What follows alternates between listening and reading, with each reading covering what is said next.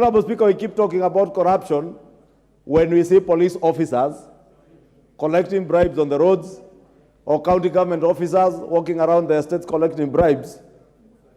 But we forget that the fish, as we say, starts rotting from the head. That is a problem in Kenya. The country started rotting from the head when we made state capture normal. We normalized state capture.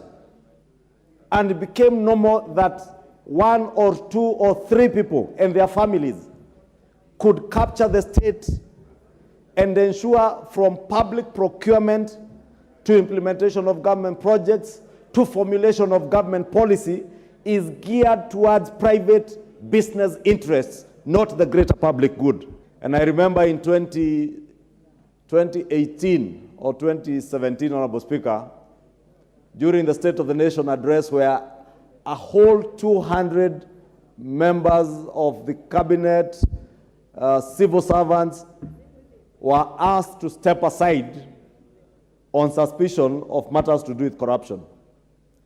But of all those 200 public officers that were asked to step aside, not a single officer was ever charged in court over corruption. Because we had a regime that believed in speaking about corruption and never acting on corruption. And it was no coincidence, Honorable Speaker, when you find people speaking too much about corruption, at times, they are the most corrupt people. Those who shout loudest about fighting corruption are usually the most corrupt, Honorable Speaker.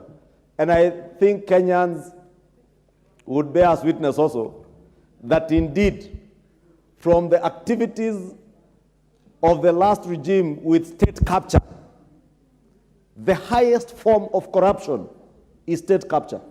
I must commend President William Ruto because he has shown by action how you deal with corruption. You don't issue ultimatums. You don't threaten people. You don't need to burn tables. You just need to act on corruption, and the message will be sent to public officers that there is zero tolerance to corruption, Honorable Speaker.